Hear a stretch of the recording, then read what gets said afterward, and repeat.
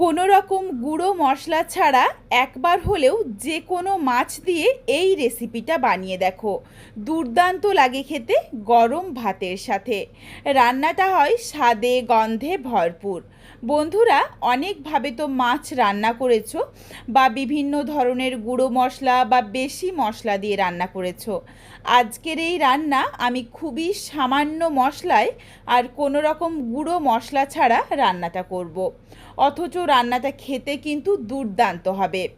বাড়িতে অবশ্যই একবার হলেও এইভাবে যে কোনো মাছ দিয়ে রেসিপিটা বানিয়ে দেখো। তারপর আমায় কমেন্টে জানিও যে রেসিপিটা তোমাদের কেমন লাগলো। নমস্কার বন্ধুরা, শুভমিতা ব্লগে সবাইকে স্বাগত জানাই। তাহলে চলো আজকে রেসিপি দেখে নেওয়া যাক। তবে কেউ স্কিপ করো না, স্কিপ করলে আমি কি পদ্ধতিতে রান্নাটা করলাম বা কখন কোন মশলার কিভাবে কতটা পরিমাণে ব্যবহার করলাম সেটা তোমরা মিস করে যাবে। তখন হয়তো খেতে এতটা ভালো হবে না। আমি যতটা পরিমাণে মাছ নিয়েছি সেটা তো তোমরা দেখেইছো, তার পরিমাণ বুঝে সমস্ত মশলা নিচ্ছি। এরপর তোমরা যদি মাছের পরিমাণ কম বা বেশি করে নাও সেই ক্ষেত্রে অবশ্যই মশলার পরিমাণটাও কম বা বেশি করে নিও। দুটো পেঁয়াজ পাতলা পাতলা করে কেটে রেখেছি। এখানে দেখো বাটা মাছ নিয়েছি। মাছটা কানকোটা ফেলে দিয়ে খুব ভালোভাবে পরিষ্কার করে ধুয়ে জলটা ঝরিয়ে রেখেছি। এখানে আমি এক পিস কাটা মাছ দিলাম, তার কারণ আমার ছেলে ছোট, এই ছোট মাছ খেতে পারে না, এই জন্য এক পিস মাছ দিলাম। মাছের মধ্যে প্রথমেই সামান্য একটু লেবুর রস দিয়ে দিয়েছিলাম, তারপর স্বাদ অনুযায়ী লবণ দিয়ে মাখিয়ে রাখলাম। এই রান্নাতে আমি হলুদের গুঁড়োটাও কিন্তু ব্যবহার করব না। প্রথমেই কিন্তু তোমাদের বলেছি কোনো রকম গুঁড়ো মশলা দেব না। লবণ আর লেবুর রস দিয়ে মাছগুলো ভালোভাবে মেখে 10 মিনিটের জন্য রেস্টে রাখবো। লেবুর রস দিলে খেতে যেমন মুখরোচক হয়, তেমন কিন্তু ভীষণ সুন্দর একটা গন্ধও আসে। মাছগুলো ওইদিকে রেস্টে রাখার পর তারপরই রান্নাটা শুরু করেছি। দিয়ে দিয়েছি বেশ কিছুটা পরিমাণে সর্ষের তেল। তেলটা খুব ভালোভাবে গরম করে নিয়েছি, একদম ধোঁয়া ওঠা গরম করতে হবে যাতে কড়াইয়ের মধ্যে আটকে না যায়। তারপর একে একে মাছগুলো দিয়ে এক পিঠটা যখন সুন্দর লাল করে ভাজা হয়ে যাবে, তারপর অপর পিঠটা উল্টে নিয়ে লাল করে ভেজে তুলে রাখবো।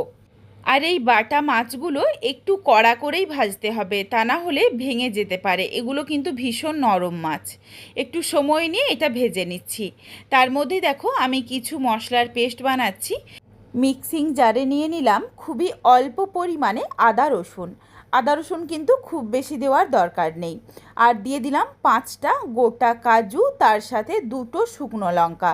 তোমরা যেমন ঝাল খাবে সেই বুঝে শুকনো লঙ্কা দিয়ে নিও।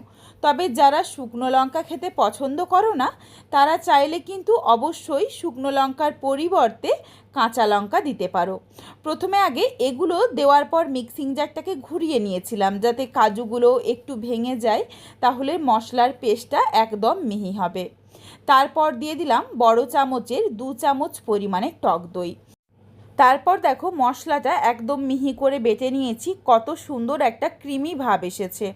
এইভাবে যদি টক দইয়ের সাথে মশলাটাকে ওই মিক্সিং জারে দিয়ে একটু ফেটিয়ে নেওয়া হয় তাহলে কিন্তু টক দইটা ফেটে যাওয়ার কোনো রকম সম্ভাবনা থাকে না। মাছগুলো দেখো বেশ লাল লাল করে একটু কড়া করে ভেজে নিয়েছি। মাছগুলো তেল ঝরিয়ে তুলে রাখলাম। বাকি যে কটা মাছ রয়েছে সেটাও তেলের মধ্যে দিয়ে একইভাবে ভেজে তুলে রাখছি।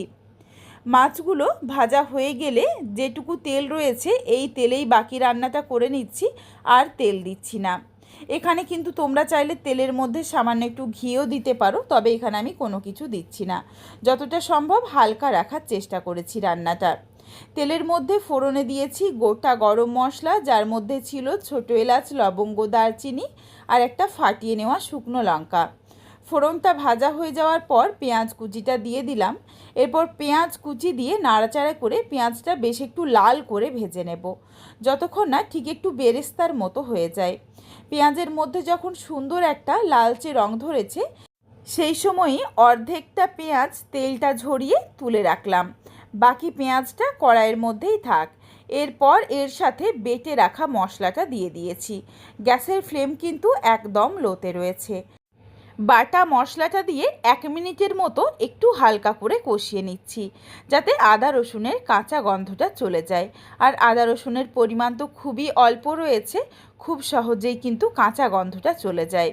এখানে আমি সামান্য একটু চিনি দিয়ে দিলাম যাতে টেস্টটা ব্যালেন্স হয়ে যায়, আর দিয়েছি স্বাদ অনুযায়ী লবণ। দিয়ে নাড়াচাড়া করে মিশিয়ে নিয়েছি। দেখো, যখন মশলার থেকে অল্প অল্প করে তেলটা ছাড়তে শুরু করেছে, সেই সময়ই এখানে আমি বেশ কিছুটা পরিমাণে জল দিয়ে দিলাম। তোমরা যেমন গ্রেভি রাখতে চাও সেই বুঝে জলটা দিয়ে নিও। এই গ্রেভিটা যখন সুন্দরভাবে ফুটতে শুরু করেছে, সেই সময়ই একে একে মাছগুলো দিয়ে দিচ্ছি। মাছগুলো দেওয়ার পর প্রায় মিনিট 3-4 একটু রান্না করে নেব। তার কারণ বেশ কড়া করে মাছগুলো ভাজা রয়েছে, যাতে মাছের মধ্যে খুব ভালোভাবে এই গ্রেভিটা ঢুকে যায় আর মাছগুলো একটু নরম হয়ে যায়। মাছগুলো দিয়ে নাড়াচাড়া করে মিশিয়ে নিয়ে এখানে আমি কয়েকটা ফাটিয়ে নেওয়া কাঁচা লঙ্কা দিয়ে দিলাম। আবারও বলছি, ঝালটা কিন্তু তোমরা নিজেদের স্বাদ মতো ব্যবহার করবে। এই রান্নাতে আমি হলুদের গুঁড়োটাও ব্যবহার করিনি, এর জন্য কিন্তু দেখো সুন্দর একটা হালকা সাদা রং এসেছে। তোমরা যারা কালার পছন্দ করো তারা চাইলে হলুদ গুঁড়ো দিতে পারো বা কাশ্মীরি রেড চিলি পাউডার দিতে পারো কালারের জন্য, সেটা অবশ্যই অপশনাল, তোমাদের পছন্দ মতো।